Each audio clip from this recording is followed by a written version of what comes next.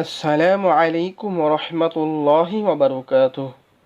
সুপ্রিয় সম্মানিত মাওয়াতুল জান্নার দর্শক মণ্ডলী, আমরা যারা আল্লাহ ও রাসূল সাল্লাল্লাহু আলাইহি ওয়াসাল্লামকে ভালোবাসি, তাদের অনুসরণ করি, তাদের দেখানো পথে চলার জন্য চেষ্টা করি, হারাম থেকে বেঁচে থাকি, হালালভাবে চলি, কেন জানি আল্লাহ আমাদেরকেই বেশি বেশি দুঃখ, যন্ত্রণা, কষ্ট দেন।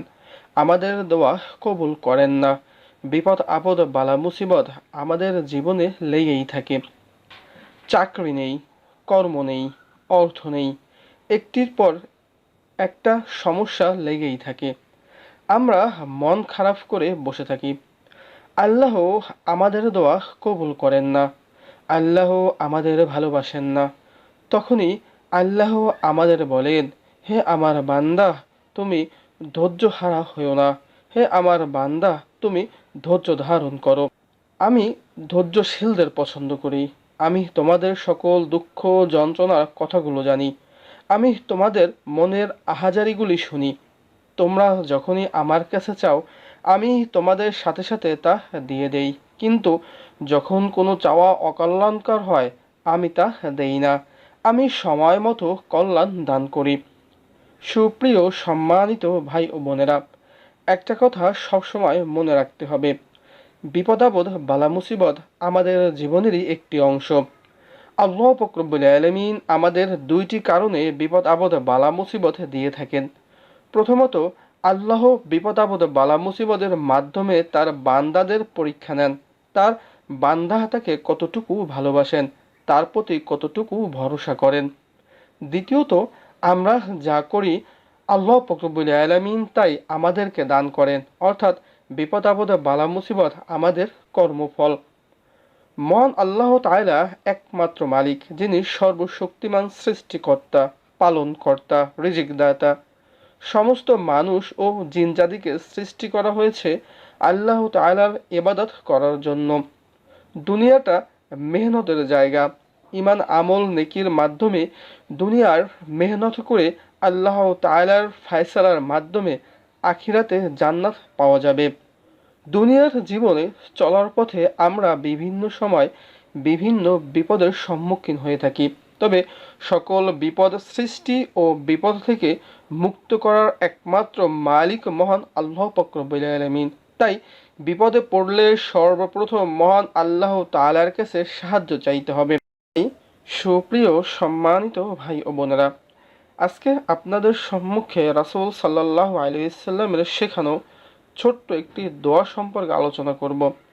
রাসূল সাল্লাল্লাহু আলাইহি ওয়াসাল্লাম বলেছেন, দোয়াটি অতি ছোট, কিন্তু তার গুরুত্ব এবং ফজিলত ও মর্যাদা অনেক বেশি। বলা হয়েছে, সকাল সন্ধ্যা এই দোয়াটি বেশি বেশি পাঠ করতে হবে। এছাড়াও যে কোনো সময় যে কোনো স্থানে বসে এই দোয়াটি পাঠ করা যাবে। আল্লাহ রব্বুল আলামিন এই দোয়ার বরকতে তার সকল বিপদাপদ এবং বালা মুসিবতগুলোকে দূর করে দিবেন ইনশাআল্লাহ। পবিত্র কোরআনে আল্লাহ বলেছেন, তোমাদের উপরে যেসব বিপদাপদ নিবেদিত হয় তা তোমাদেরই কর্মফল। তিনি অনেক গুনাহ মাফ করে দেন। আর যখন তোমাদের উপরে মুসিবত এলো যার দ্বিগুণ তোমরা ঘটিয়েছ, তখন তোমরা বললে, এটা কোথা থেকে এলো? হে নবী, আপনি বলে দিন, এ তো তোমাদের পাপ থেকে।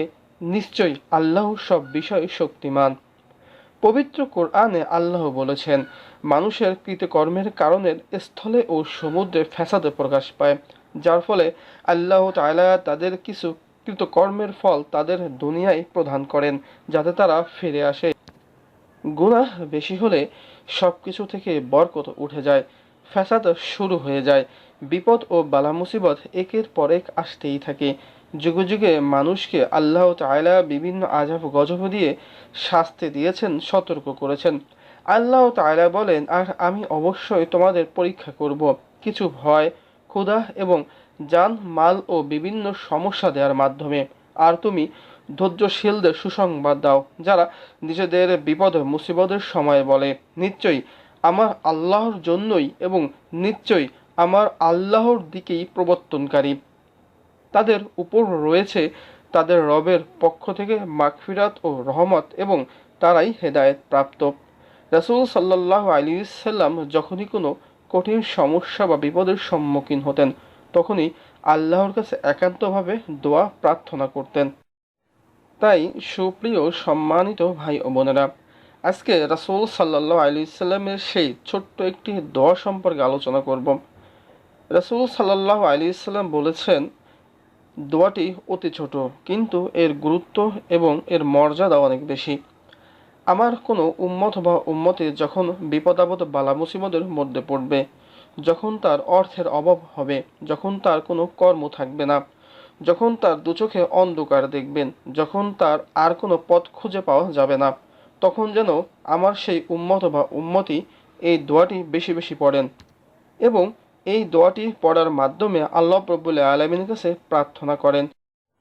দোয়াটি হলো, ইয়া হাইয়ু ইয়া কাইয়ুমু বিরহমাতিকা আস্তাগীস আসলিহ লি শাআনি কুল্লাহু ওয়া লা তাকিলনি ইলা নাফসি তারফাতা আইন।